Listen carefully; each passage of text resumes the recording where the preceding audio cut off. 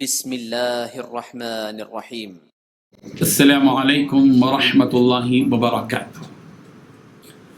الحمد للہ وکفی وسلام علی عبادہ الذین اصطفی، اما بعد۔ حاضرین و ناظرین، یہ درس نمبر 1124 ہے اور آج سورہ بنی اسرائیل کی 2 آیتوں کی تلاوت اور تشریح کی جائے گی، آیت نمبر 47 اور 48، 47 and 48۔ چلیے سب سے پہلے ہم ان 2 آیتوں کی تلاوت کرتے ہیں، لفظی ترجمے اور ترجمے کے بعد تشریح کرتے ہیں۔ اعوذ باللہ من الشیطان الرجیم، بسم اللہ الرحمن الرحیم۔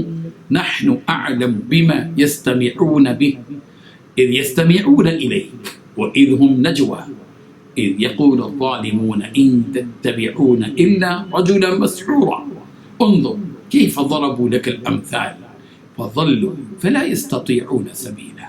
صدق اللہ العظیم۔ لفظی ترجمہ یوں ہے، نحن اعلم، ہم خوب جانتے ہیں، بما جس غرض سے، یستمعون وہ غور سے سنتے ہیں، بہی اس قرآن کو، اذ یستغیثون جب وہ کان لگاتے ہیں، الیک آپ کی طرف، واذ ہم اور جب وہ نجوا سرگوشیاں کرتے ہیں آپس میں، اذ یقول یعنی جب کہتے ہیں الظالمون ظالم لوگ، ان تتبعون تم پیروی نہیں کرتے، الا مگر رجلا مسحورا سحر زدہ آدمی کی، انظر دیکھیے، کیفا کس طرح، ضربو وہ بیان کرتے ہیں، لکا آپ کے لیے الامثال مثالیں، فضلوا لہذا وہ گمراہ ہو گئے، فلا یستطیعون وہ نہیں پا سکتے، سبیلا سیدھا راستہ۔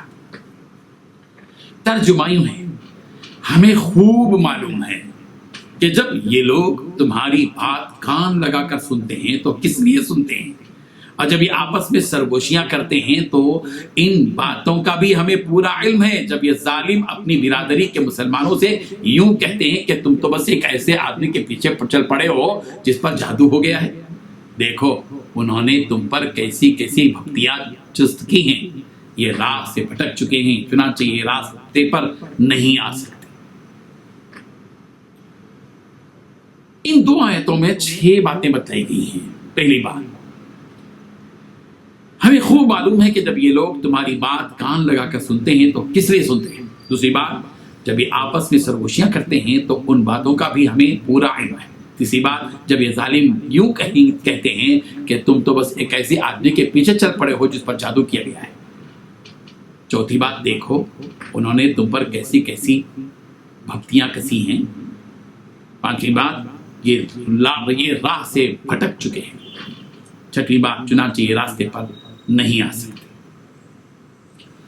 بزرگان محترم، مکے کے مشرکین جب قرآن مجید سنتے تھے تو اس نیت سے نہیں سنتے تھے کہ اس قرآن مجید کو سمجھیں، اس پیغام کو قبول کر لیں، بلکہ ان مشرکین کا بدترین طریقہ یہ تھا کہ قرآن مجید کی آواز کو دبانے کے لیے قرآن مجید کو سننے کے دوران بےہودہ باتیں کرتے تھے، اور ایک طرف آسمانی کتاب قرآن مجید کا مذاق اڑاتے تھے تو دوسری طرف اس عظیم ہستی کا بھی مذاق اڑاتے تھے جن پر قرآن مجید نازل ہوتا تھا، اور جیسے جیسے قرآن مجید سنتے جاتے تھے ویسے ویسے چپکے چپکے قرآن مجید کو جھٹلاتے تھے۔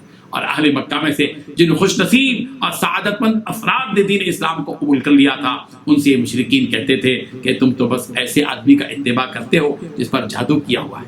یعنی ان مشرکین کا خیال یہ تھا کہ حضور رحمت دو عالم صلی اللہ علیہ وسلم پر جادو کر دیا گیا، اور اس جادو کے اثر کی وجہ سے اس قسم کی باتیں کرتے ہیں، نعوذ باللہ من ذلک۔ اللہ تعالیٰ اس آیت میں رسول رحمت صلی اللہ علیہ وسلم سے یہی بات ارشاد فرما رہے ہیں کہ پیغمبر، ہمیں اچھی طرح معلوم ہے کہ یہ مشرکین کس غرض سے کان لگاتے ہوئے، اور یہ لوگ آپس میں جو کانا پوسی کرتے ہیں، سرگوشی کرتے ہیں، ہمیں اس کا بھی پورا علم ہے۔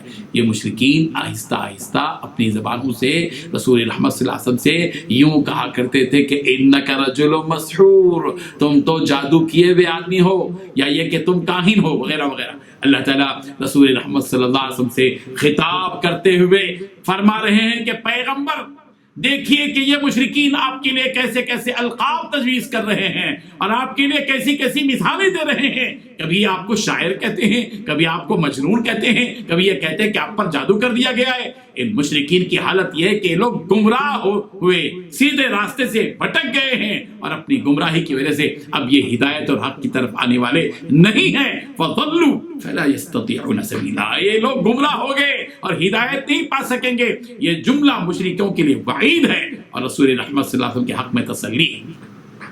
ابو جہل، ولید بن مغیرہ جیسے مشرکین رسول رحمت صلی اللہ علیہ وسلم کی دشمنی میں اس قسم کی باتیں کہا کرتے تھے، اور جن لوگوں نے اسلام قبول کر لیا تھا ان سے یہ مشرکین یہ بات کہتے تھے کہ تم تو بس ایک ایسے آدمی کی اتباع کر رہے ہو جس پر جادو کر دیا گیا ہے.